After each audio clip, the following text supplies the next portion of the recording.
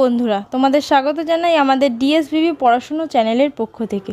পড়াশোনা সংক্রান্ত সমস্ত রকম হেল্প পেতে আমাদের চ্যানেলকে অবশ্যই সাবস্ক্রাইব করে রেখো। এবার শুরু করছি নবম শ্রেণীর মডেল অ্যাক্টিভিটি টাস্ক জুলাই 2021-এর বাংলা 4 নম্বর পার্টের উত্তর। শুরু করছি এক দাগ থেকে। দেখো দিয়েছে ঠিক উত্তরটি বেছে নিয়ে লেখো। একের এক দিয়েছে ঈশান হলো, চারটে অপশান আছে, উত্তর হবে উত্তর পূর্ব কোণ। 1.2 আজ আমার সংসার চলবে কিভাবে? প্রশ্নটি করেছে, এখানে চারটি অপশান রয়েছে, উত্তর হবে ধীবর। তারপর 1.3 বন্ধুগণ হাসবেন না একথা বলেছে, এখানেও চারটে অপশান রয়েছে, উত্তর হবে ইলিয়াস। 1.4 মাস্টারমশাইয়ের কাছ থেকে এইটুকুই আমার নগদ লাভ, বক্তার লাভ হয়েছিল, অ্যান্সার হবে 10 টাকা। 1.5 নোঙর কবিতাটি যে কাব্যগ্রন্থের অন্তর্গত, চারটে অপশনের মধ্যে উত্তর হবে সাদা মেঘ কালো পাহাড়। এবার চলে যাচ্ছি 2 দাগে। 2-এর 1-এ দেখো দিয়েছে প্রশ্ন প্রজারা চমকিত, প্রজা চমকিত কেন? উত্তর কৃষকের বেঁচে থাকার প্রধান উপকরণ হলো উৎপাদিত ফসল। নিরন্তর 7 দিন ঝড় বৃষ্টির ফলে কলিঙ্গ দেশের ফসল উল্টে পড়তে থাকে। বিপদের এরূপ আকস্মিকতায় প্রজারা চমকে ওঠে। 2.2 প্রশ্ন রয়েছে ধীবর বৃত্তান্ত নাট্যাংশে ধীবরের বাড়ি কোথায়? ধীবর বৃত্তান্ত নাট্যাংশে ধীবরের বাড়ি শক্রাবতারে। 2.3 প্রশ্ন ইলিয়াস তো ভাগ্যবান পুরুষ, কারা একথা বলতো? উত্তর লিও তলস্তয় রচিত ইলিয়াস গল্পে একথা বলতো ইলিয়াসের প্রতি ঈর্ষাপরায়ণ কিছু প্রতিবেশী। তারপরে প্রশ্ন মনে এলো মাস্টার মশাইয়ের কথা, কখন এমনটি ঘটেছে? অ্যান্সার দেখো কথক সুকুমার রায় স্কুল কলেজের পড়াশুনো শেষ করে যখন কলেজে বাংলার শিক্ষকতা করাতে শুরু করেন, তখন একদিন একটি পত্রিকার পক্ষ থেকে ছেলেবেলার গল্প শোনানোর ফরমাশ আসে। তখন তার লিখতে বসে মনে মনে এসেছিল মাস্টার মশাইয়ের কথা। তারপরে প্রশ্ন দেখো বিরামহীন এই দাঁড় টানা, কবি দাঁড় টানাকে বিরামহীন বলেছেন কেন? অ্যান্সার নৌকারকে দাঁড় টেনে এগিয়ে নিয়ে যাওয়ার চেষ্টা বিরামহীন। জীবন্তরীতে সওয়ার হয়ে মানুষ দূর লক্ষ্যে পৌঁছে যেতে চায়। প্রাত্যহিক জীবনের নানারূপ মোহমায়ার বন্ধন অগ্রগমনের পথে বাধা হয়ে দাঁড়ায়। সাগর গর্জন স্রোতের বিদ্রুপকে উপেক্ষা করে তারার দিকে নিশানা করে এগোনোর চেষ্টা অনবরত চলতেই থাকে। মানব জীবনও থেমে থাকার নয়, তাই কবি একথা বলেছেন। দেখো 3-এর 1-এ প্রশ্ন দিয়েছে চণ্ডীর আদেশ পান বীর হনুমান, চণ্ডীর পরিচয় দাও, তিনি হনুমানকে কি আদেশ দিয়েছেন? এখানে দুটো প্রশ্ন রয়েছে। প্রথম প্রশ্নের উত্তর চণ্ডী হলেন হিন্দুদের আরাধ্য দেবী, তার অন্য আরেক রূপ হলো অম্বিকা। চণ্ডী দেবী বীর হনুমানকে কলিঙ্গ দেশের সমস্ত মঠ মন্দির বিধ্বস্ত করার আদেশ দিয়েছিলেন। তারপরে 3.2 প্রশ্ন কিভাবে এই আংটি আমার কাছে এলো তা বললাম, বক্তাকে আংটির প্রসঙ্গে সে কি বলেছে? উত্তর আলোচ্য উক্তিটির বক্তা মহাকবি কালিদাস রচিত ধীবর বৃত্তান্ত নাট্যাংশের জনৈক ধীবর। আলোচ্য নাট্যাংশের কেন্দ্রীয় চরিত্র ধীবর মাছ বিক্রি করে কোনো ক্রমে সংসার চালায়। স্বাভাবিকভাবেই তার কাছে এই আংটি থাকা আশ্চর্যজনক ঘটনা, তবে ঘটনাক্রমে সেটি ঘটেছে। রাজা দুষ্মন্ত শকুন্তলাকে বিবাহ করে ফেরার সময় স্মৃতিচিহ্ন হিসাবে একটি আংটি দিয়ে আসে। পরবর্তীকালে প্রতিগৃহে যাওয়ার সময় শকুন্তলা স্নান করতে গিয়ে আংটিটি পুকুরে পড়ে যায় এবং সেটি একটি রুই মাছ গিলে নেয়। ধীবর যখন পুকুরে জাল ফেলে তখন মাছটি ধীবরের জালে ধরা পড়ে। মাছ বিক্রির সময় যখন মাছটি কাটে তখন তার পেট থেকে ধীবর আংটিটি পায়। এইভাবে নাট্যাংশে উল্লিখিত ধীবর রাজা নামাঙ্কিত বা রাজ নামাঙ্কিত আংটিটি পেয়েছিল। এবার চলে যাব 3.3-এ। দেখো প্রশ্ন রয়েছে, মোহাম্মদ শাহ কোন গল্পের চরিত্র, তার প্রকৃতি কেমন? অ্যান্সার, মোহাম্মদ শাহ হলো লিও তলস্তয় রচিত ইলিয়াস গল্পের একজন গুরুত্বপূর্ণ চরিত্র। মোহাম্মদ শাহ একজন সহৃদয় ব্যক্তি। এছাড়াও তিনি ছিলেন অতিথিপরায়ণ, বিচক্ষণশীল এবং মানবিকতা সম্পন্ন। তারপরে 3.4 প্রশ্ন, স্বর্গের দরজাতেও ঠিক এই কথাই লেখা রয়েছে। কোন কথা? বক্তার এমন মন্তব্যের কারণ কি? অ্যান্সার, নারায়ণ গঙ্গোপাধ্যায় রচিত দাম গল্পে অঙ্কের মাস্টারমশাই বলেন যে স্বর্গের দরজাতে লেখা আছে, যে অঙ্ক জানে না এখানে তার প্রবেশ নিষেধ। মাস্টারমশাইয়ের এমন উক্তি প্রসঙ্গে গল্পকথক সুকুমারের মনোভাব খুব আশাজনক ছিল না। অঙ্কের প্রতি কথকের আগ্রহ বলার মতো নয়। তাই অঙ্ক আতঙ্কে ভোগা কথকের মনে হয়েছে যে স্বর্গে পা দিয়েই জ্যামিতির এক্সট্রা কষতে হবে, কিংবা স্কোয়ার মেজারের অঙ্ক নিয়ে বসতে হয়। সেই স্বর্গ থেকে লক্ষ যোজন দূরে থাকাই নিরাপদ। তারপর 3.5-এ প্রশ্ন রয়েছে, আমার বাণিজ্য তরী বাধা পড়ে আছে। কোন বাণিজ্য তরী? সেটি বাধা পড়ে আছে কেন? কবি অজিত দত্ত তার রূপকধর্মী কবিতা নোঙরে, কবিতার নাম কি? নোঙর, এ মানুষের জীবনকে বাণিজ্য তরীর সঙ্গে তুলনা করেছেন।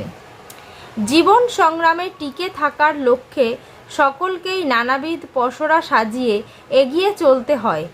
ইচ্ছাশক্তি, কর্মোদ্যোগ মানুষকে আকৃষ্ট করে লক্ষ্যের প্রতি, কিন্তু মায়া মোহ বাস্তবতার বন্ধনে আবদ্ধ হয়ে বৃহৎ জীবনের দিকে এগিয়ে যাওয়া স্তব্ধ হয়ে যায়। আকাঙ্ক্ষার নিবৃত্তি তাই হয় না। মুক্তির আকাঙ্ক্ষা ও আবদ্ধতার টানাপোড়েনে মানুষের বাণিজ্য তরী ভাটা পড়ে।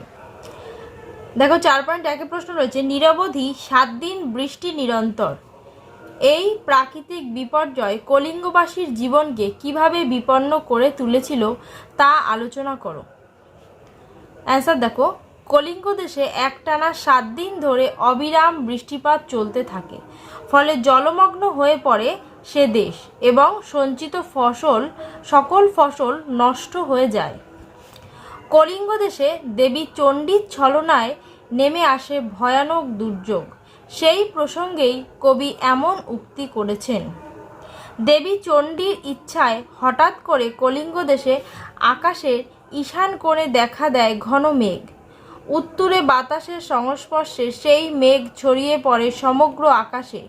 ক্রমে শুরু হয় ভয়ানক মেঘের গর্জন আর মেঘের ঝলকানি। মুহূর্তের মধ্যে 10 দিক কম্পিত করে প্রবল ঝড়বৃষ্টি শুরু হয়। ক্ষেতের ফসল উল্টে পড়ে মাটিতে। অষ্টগজরাজ যেন সুরের সাহায্যে চারিমেঘ থেকে জলবর্ষণ করছে। পথঘাট জলমগ্ন হয়ে পড়ে। পর্বত সমান জলের স্রোতে বাড়িঘর, মঠ মন্দির সব ভেসে যেতে থাকে।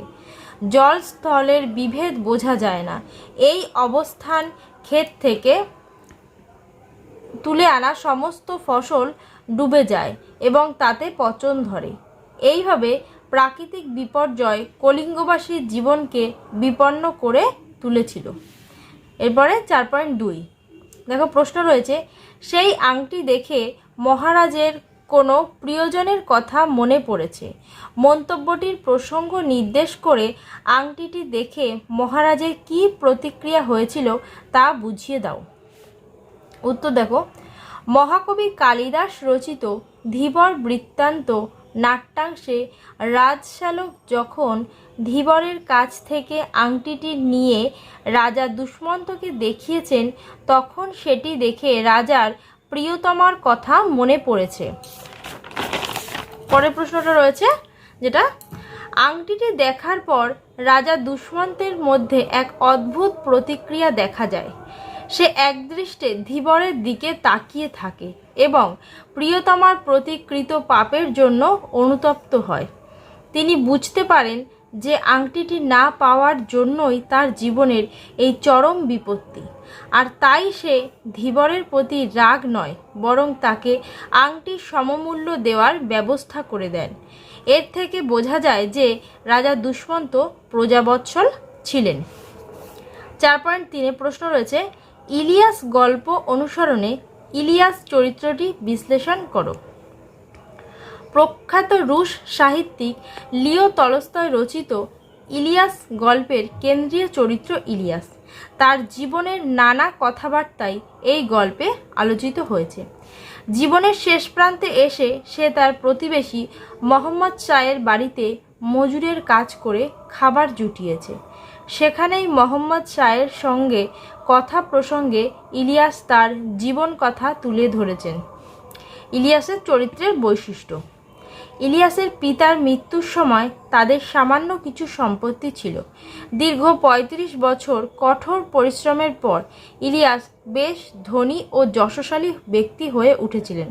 যখন তারা ধনী হয়ে উঠেছিলেন তখন তাদের বাড়িতে অনেক আত্মীয় স্বজনও আসতেন। ইলিয়াস ও তার স্ত্রী তাদের যথাযোগ্য যত্ন করত। একসময় তার ছোট ছেলের আচরণে তিনি ক্ষুব্ধ হয়ে তাকে বাড়ি থেকে তাড়িয়ে দেন, কিন্তু তাকে একটি বাড়ি ও কিছু গরু ও ঘোড়াও দেন। অর্থাৎ সন্তানের প্রতি কর্তব্য সে সঠিকভাবেই পালন করেছে। ধনী বা নিঃস্ব কোনো অবস্থাতেই তার চরিত্রের কোনো অসৎ বা অমানবিক দৃষ্টিভঙ্গির প্রকাশ ঘটেনি। দেখো 4.4 প্রশ্ন রয়েছে, আমার ছাত্র আমাকে অমর করে দিয়েছে, বক্তা কে? কেন তার এমনটি মনে হয়েছে? আলোচ্য অংশটি নারায়ণ গঙ্গোপাধ্যায় রচিত দাম গল্প থেকে নেওয়া হয়েছে। গল্পকথক সুকুমার বাবু তার শৈশবের স্কুল জীবনের অভিজ্ঞতা নিয়ে একটি পত্রিকায় লেখা পাঠিয়েছিলেন। সেই লেখায় কথক তার অঙ্কের মাস্টারমশাই সম্পর্কে এমন মন্তব্য প্রকাশ করেছেন। মাস্টারমশাইয়ের অভিমত সেই লেখার মাধ্যমেই সুকুমারবাবু তাকে অমর করে দিয়েছেন। স্কুলে বিভীষিকাময় অঙ্কের মাস্টারমশাইকে নিয়ে নানারূপ বিদ্রূপ বা বিরূপ সমালোচনা করেছেন। বহু বছর পরে কথক যখন বাংলায় একটি কলেজে অতিথি রূপে যায় তখন মাস্টারমশাইয়ের সাথে তার দেখা হয়। সে দেখে যে শতছিন্ন সেই পত্রিকার পাতা তখনও মাস্টারমশাইয়ে সযত্নে রেখে দিয়েছে। শুধু তাই নয়, মাস্টারমশাইয়ের উক্তিতে ছাত্রের উন্নতিতে তিনি গর্বিত। ছাত্রও অনুভব করে যে গল্পে লেখা নিন্দা মাস্টারমশাইয়ের প্রতি শ্রদ্ধার্ঘ্যে পরিণত হয়েছে। মাস্টারমশাইয়ের আরও মনে হয় যে ছাত্র অর্থাৎ গল্পকথক একটি রচনার মাধ্যমে তাকে অমর করে দিয়েছেন। এরপরে 4.5 নোঙর গিয়েছে পড়ে তটের কিনারে। উদ্ধৃতিটির আলোকে নোঙর কবিতায় কবির আক্ষেপ কিভাবে প্রকাশ পেয়েছে তা নির্দেশ করো।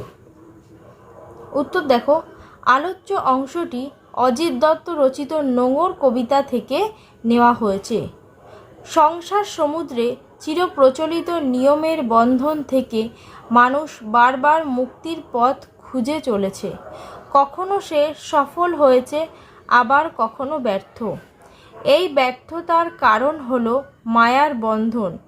মানুষের অনন্তের পথে অসীমকে পাওয়ার যে আকাঙ্ক্ষা, তা পূরণ করতে হলে সংসার সমুদ্রের থেকে নিজেকে মুক্ত করতে হবে। কবি তার জন্য নিরন্তর চেষ্টা করেছেন, কিন্তু পারছেন না, কারণ নোঙরের কাছিরূপ মায়া তাকে আবদ্ধ করে রেখেছে। সংসারের চাওয়া পাওয়া, সুখ দুঃখে হাসি কান্নার হিসাবে তার মন ব্যাকুল হয়ে আছে। তাই কবির পক্ষে তটের কিনারে বাঁধা নোঙর খোলা সম্ভব হচ্ছে না।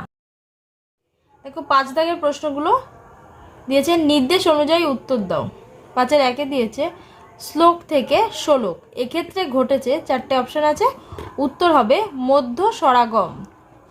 তারপরে হলো একটি, 4টে অপশানের মধ্যে অ্যান্সার হবে অর্ধবৃত্ত স্বরধ্বনি। 5.3 বিদেশি উপসর্গ যোগে উৎপন্ন একটি শব্দ হলো আমজনতা। 5.4 দিয়েছে মৌলিক ও সাধিত সাধুর একটি পার্থক্য লেখো। মৌলিক ধাতু একটি দল এবং সাধিত ধাতু একাধিক দল নিয়ে গঠিত। 5.5 ধাতবয় প্রত্যয়ের একটি উদাহরণ দাও। আ প্রত্যয়। তারপর অনুসর্গের অন্য দুটি নাম উল্লেখ করো। একটা হচ্ছে কর্মপ্রবচনীয় আর একটা হচ্ছে পরসর্গ। এরপরে দেখো একটা ভাব সম্প্রসারণ দিয়েছে।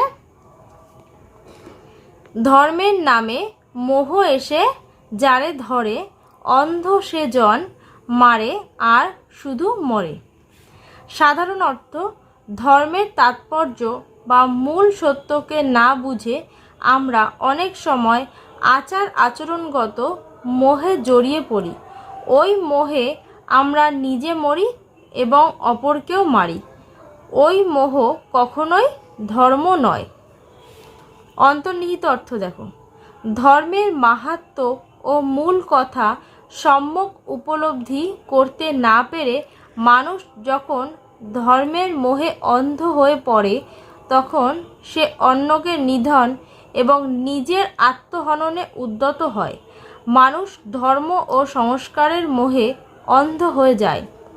সংকীর্ণ ভেদবুদ্ধির শিকার হয়ে নিজেদের ভিতর এক দুর্লঙ্ঘ বিভেদের প্রাচীর সৃষ্টি করে একে অপরকে ওই ধর্মের দোহাই দিয়েই আক্রমণ করে, হত্যা করে এবং চরম অমানবিক হিংস্র পাশবিকতার পরিচয় দেয়। প্রকৃত ধর্মচেতনা মানুষকে উদার, মহৎ ও সহনশীল করে তোলে। উচ্চ নীচ, ধনী দরিদ্র, শিক্ষিত অশিক্ষিত সব ভেদাভেদ আর মানসিকতার কাছে লুপ্ত হয়ে যায়। সুতরাং ধর্মের গভীরতর তাৎপর্য না বুঝে কেবল কতগুলি লোকাচার ও আচরণীয় রীতিনীতির মোহে আক্রান্ত হয়ে অন্ধ হয়ে থাকা সমীচীন নয়। আমরা ছাত্রদল, আমরা দেশের উজ্জ্বল ভবিষ্যৎ। আমরা যুক্তি, তর্ক, বিচার, বিশ্লেষণ করে সমাজকে এগিয়ে নিয়ে যাব। এখানে তোমাদের বাংলা উত্তরমালা শেষ হলো।